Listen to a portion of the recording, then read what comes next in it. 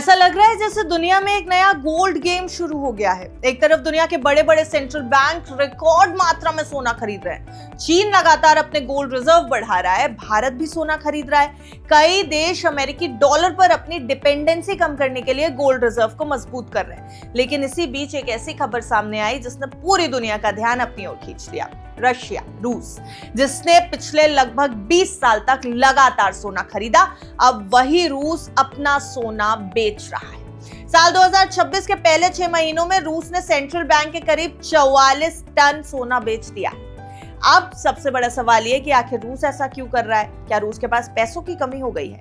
क्या Ukraine war की कीमत अब सोना बेचकर चुकाई जा रही है, या फिर इसके पीछे कोई बड़ी आर्थिक और स्ट्रैटेजिक वजह छुपी हुई है, इकोनॉमिक या फिर रणनीतिक? क्या वजह है? आज इस वीडियो में हम रूस की इस पूरी स्ट्रैटेजी को समझने की कोशिश करते हैं, इसलिए वीडियो के अंत तक हमारे साथ जरूर बने रहिएगा, क्योंकि समझेंगे कि आखिर रूस के गोल्ड रिजर्व में क्या चल रहा है और रूस लगातार क्यों अपना सोना बेच रहा है। सबसे पहले आंकड़ों से शुरुआत करते हैं। रशिया के सेंट्रल बैंक ऑफ रशिया के पास जुलाई 2026 की शुरुआत तक करीब 2282 टन सोना बचा हुआ था, यानी साल की शुरुआत से अब तक उसके गोल्ड रिजर्व में लगभग 43.5 टन की कमी आ चुकी है। इसका मतलब है कि रूस लगातार 6 महीनों से अपने गोल्ड रिजर्व को कम कर रहा है। ये इसलिए भी बड़ी बात है क्योंकि रूस उन देशों में शामिल रहा है जिसने पिछले 2 दशकों में लगभग 20 साल में सबसे ज्यादा सोना खरीदा था। अब सवाल ये उठता है कि आखिर रूस को अपना सोना बेचने की जरूरत क्यों पड़ रही है? इसकी सबसे बड़ी वजह है सरकारी खर्च। जी हाँ, यूक्रेन युद्ध में लगातार चौथे 5वें साल में ये पूरी सिचुएशन पहुंच चुकी है। अब किसी भी लंबे युद्ध की सबसे बड़ी कीमत होती है लगातार बढ़ता हुआ खर्च।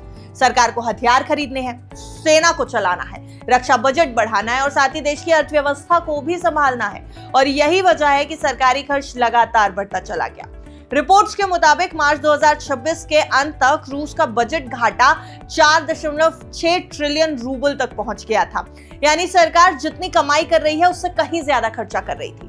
ऐसे में सरकार को अतिरिक्त पैसों की, एक्स्ट्रा करेंसी की जरूरत पड़ी और इसी जरूरत को पूरा करने के लिए सेंट्रल बैंक ने अपना गोल्ड रिजर्व का एक हिस्सा बेच दिया।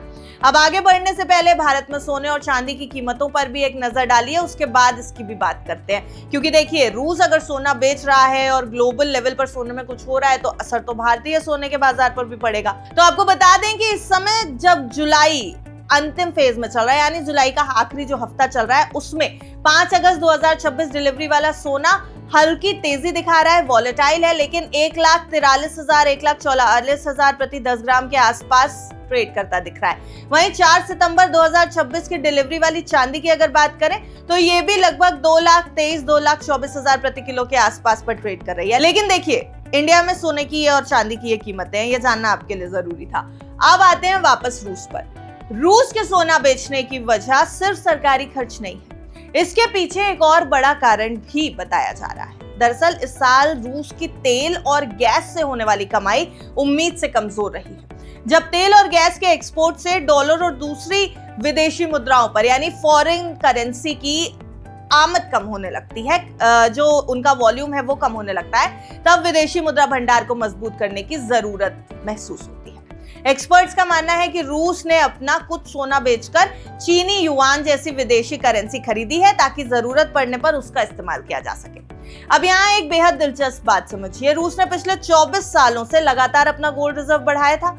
साल 2022 से 2025 के बीच रूस ने लगभग 1,900 टन सोना अपने रिजर्व में जोड़ा। एक ऐसा समय था जब रूस दुनिया का सबसे बड़ा सरकारी गोल्ड खरीदार माना जाता था, लेकिन यूक्रेन युद्ध और वेस्ट कंट्रीज की वजह से, पश्चिमी देशों के प्रतिबंधों के बाद पूरी तरह इसकी तस्वीर बदल गई है। अब पहली बार रूस लगातार कई महीनों से अपना गोल्ड रिजर्व घटा रहा है। हालांकि इसका ये बिल्कुल मतलब मत समझिएगा कि रूस के पास सोने की कमी हो गई है। आज भी रूस के पास 2,282 टन का एक विशाल गोल्ड रिजर्व मौजूद है, जिसकी अनुमानित कीमत अगर लगाने जाएंगे तो लगभग 299 अरब डॉलर आकी जाएगी।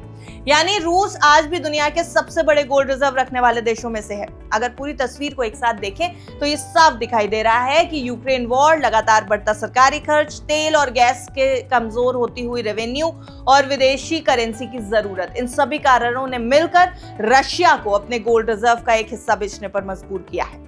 हालांकि उसके पास अभी भी हजारों टन सोना मौजूद है, लेकिन ये पूरा घटनाक्रम एक बहुत बड़ा संदेश दे रहा है। युद्ध सिर्फ सीमाओं पर नहीं लड़ा जाता, उसका असर किसी भी देश के खजाने, बजट, विदेशी मुद्रा भंडार और पूरी अर्थव्यवस्था पर भी पड़ता है। एक और बड़ा युद्ध चल रहा है, वो यूएस और ईरान के बीच में है और दोनों देश इसकी भी इकोनॉमिकली कीमत चुका रहे हैं।